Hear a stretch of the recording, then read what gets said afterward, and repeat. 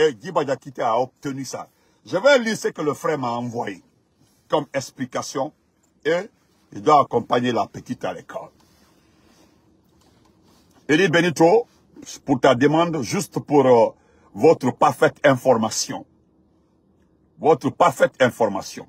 Nabi, comment vas-tu? Après les événements, parce qu'ils aiment dire que c'est rentré sorti comme ça.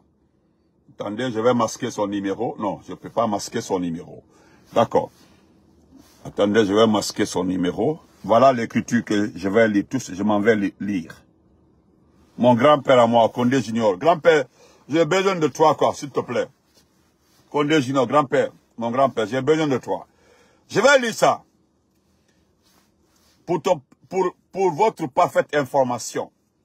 Après les événements récents du 4 novembre 2023, l'actuel directeur général de l'ARTP, via Djiba Diakité, a réussi à convaincre le colonel criminel de transférer la compétence de gestion des caméras du RMC de Conakry à l'ARTP.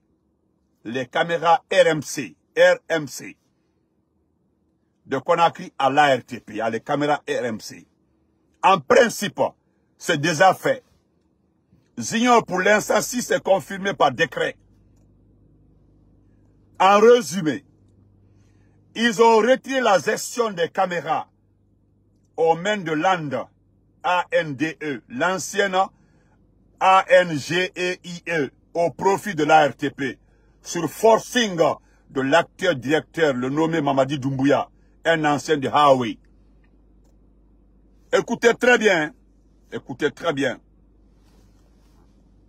Ils ont retiré la gestion des caméras aux mains de l'ANDE, l'apostrophe ANDE, l'ancienne ANGEIE, au profit de l'ARTP, sur forcing de l'actuel directeur nommé Mamadi Doumbouya. Mamadi Doumbouya, là, le petit là, c'est un ancien. C'est un ancien de Huawei. C'est les Chinois, là, Huawei. Je profite de ce message pour vous informer que c'est bien lui qui avait saboté le réseau de communication au profit des forces spéciales et au détriment des forces spéciales et aux forces de sécurité du pays. M'excuse? Je vous envoie quelques preuves de son travail de sabotage la veille du putsch du 5 septembre 2021. En un mémo, voilà. C'est ça, ce sont ces images-là qu'il m'a envoyées. Voilà les images avant le 5 septembre. Voilà le sabotage. C'est comme ça qu'il a fait. C'est comme ça qu'il a fait. Voilà. Donc, il m'a envoyé les images. Je continue. Au tout début, la force spéciale était connectée sur le RMC, Réseau métropolitain de Conakry. On appelle ça Réseau métropolitain de Conakry. RMC, Réseau métropolitain de Conakry. Infrastructure à fibre optique qui sert pour interconnecter toute l'administration publique, les caméras de surveillance de la ville et les talkie-walkie numériques.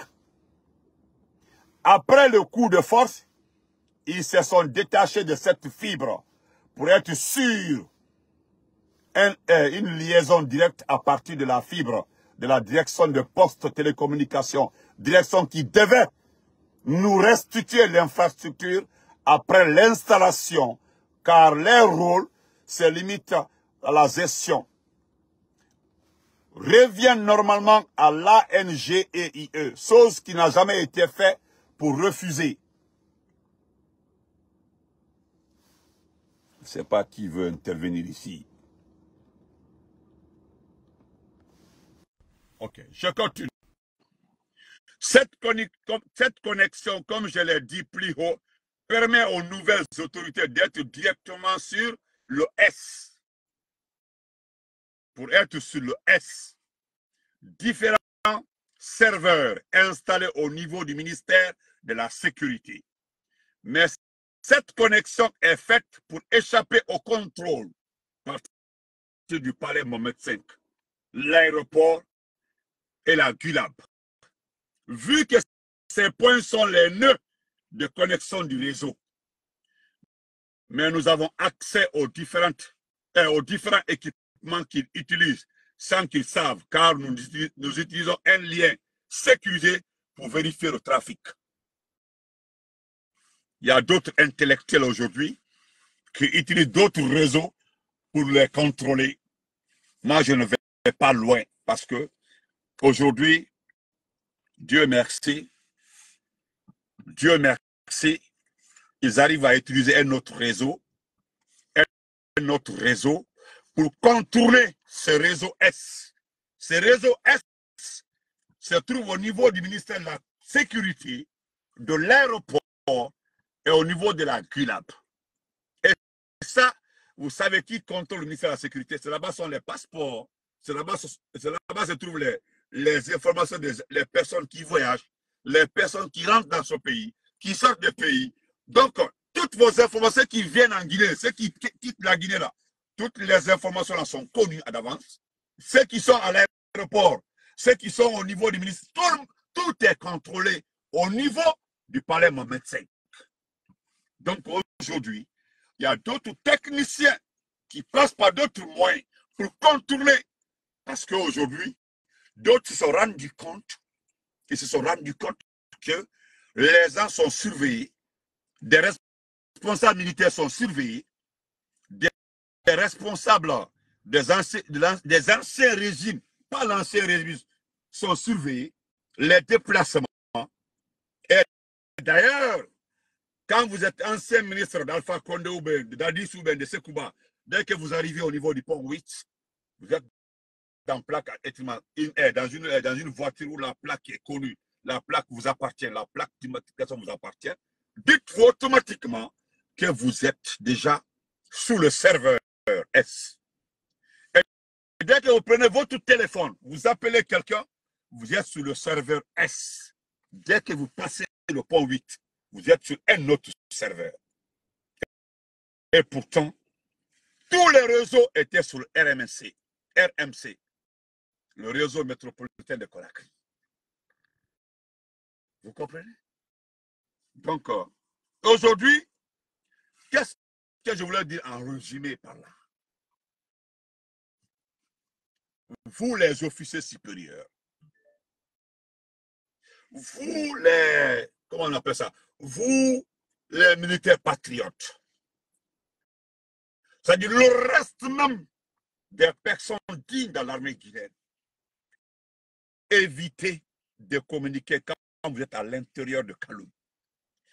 Vous avez entendu ce fameux ministre dire que Kaloum est sécurisé, sauf qu'il ne sait pas que Kaloum n'est pas sécurisé. Bon, nous ne rentrons pas dans ces détails.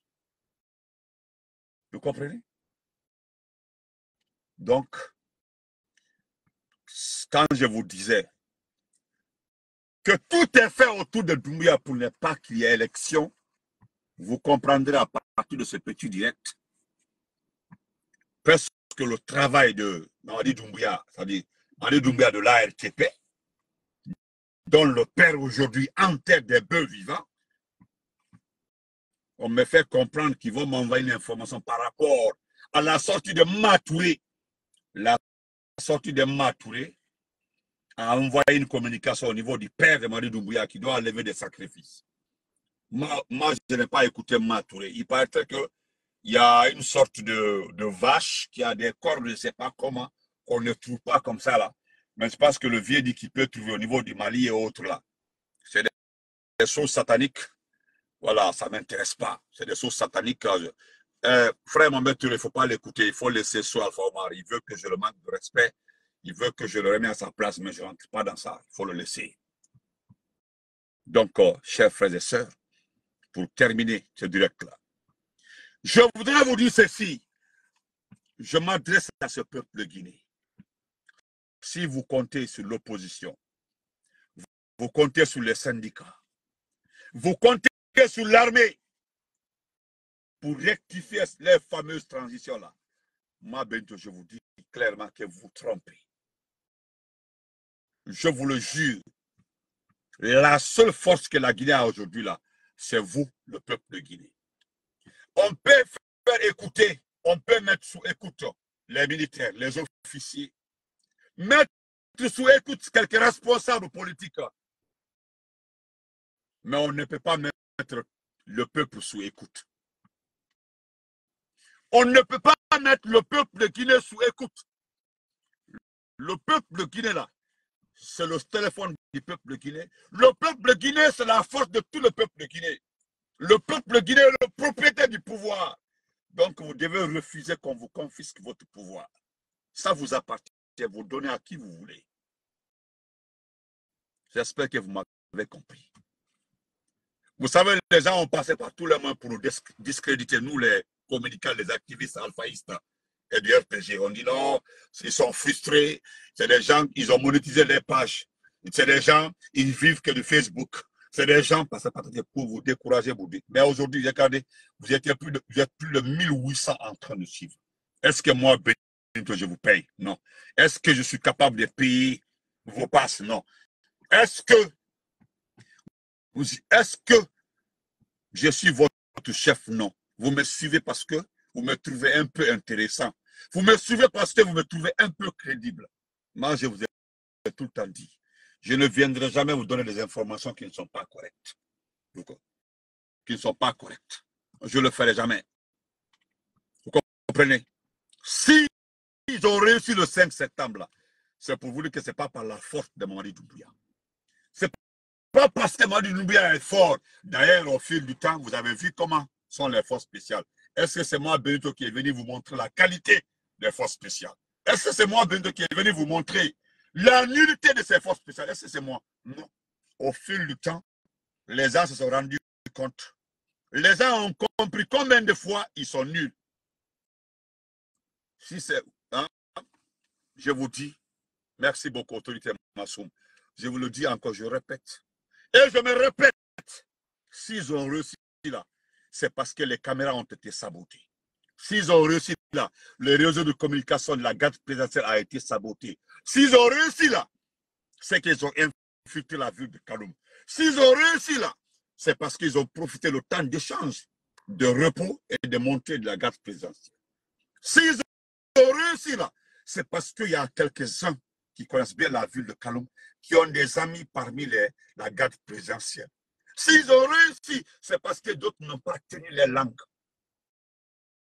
C'est tout. Ce n'est pas par la force de Doumbouya. Et je vous dis, je l'ai dit tantôt, même si on enlève 1500 bœufs par jour, c'est-à-dire on enlève tous les bœufs de la Guinée en sacrifice. Ce qui est clair, c'est que Mamadi Doumbouya, voilà le seul côté qui fait que j'aime Mamadi Doumbouya. Lui-même, il sait comment il va finir. Il sait comment il sera pris. C'est à cause ça, il est têtu, il est fermé, il ne veut pas organiser des élections, il veut aller à l'affrontement. C'est-à-dire lui-même, il veut aller à l'affrontement. Il veut aller à l'affrontement. Sauf qu'il ne sait pas que l'affrontement là, l'affrontement qu'il veut essayer là, avec certains dignes fils de ce pays-là, certains militaires là, il sortira du zéro bidon abattu. Quand je pense aux explications de beaucoup de personnes, des sages, des vieux, qui m'ont dit, oui,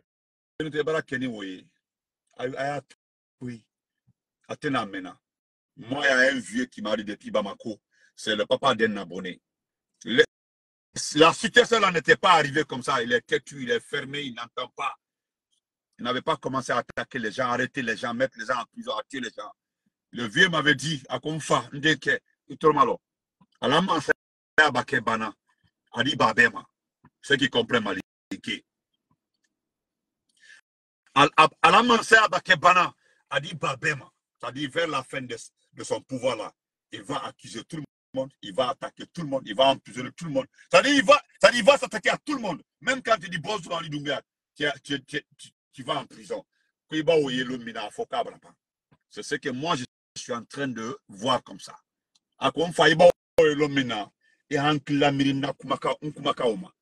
Le vieux là m'avait dit on n'était pas là et c'était juste après 6 mois après le coup d'État. Après la mancé à Bakebana, à Batobelema. Même pas nyuma fo adavo kono ko ya avec Amadjoele ade otina kabla kasola ou bien ade otifa. Portez-vous très bien, bonne journée à tout le monde. Voilà. Merci. Oui, tout a été planifié, c'est ça même. Pour ceux qui pensent que le coup d'État a été un fait hasard, que c'est la France qui a organisé, non, ce n'est pas la France. Je vous ai déjà dit. Il avait bel et bien l'information que les forces spéciales allaient être dissoutes. Les forces spéciales allaient être reversées dans d'autres unités. Et qu'est-ce que lui il allait devenir? Il avait toutes les armes, il avait toutes les situations. Pour lui, il était le plus fort. Il fallait passer à l'offensive, il fallait directement attaquer. Donc, il fallait trouver les éléments. Il a bien trouvé les éléments. Voilà.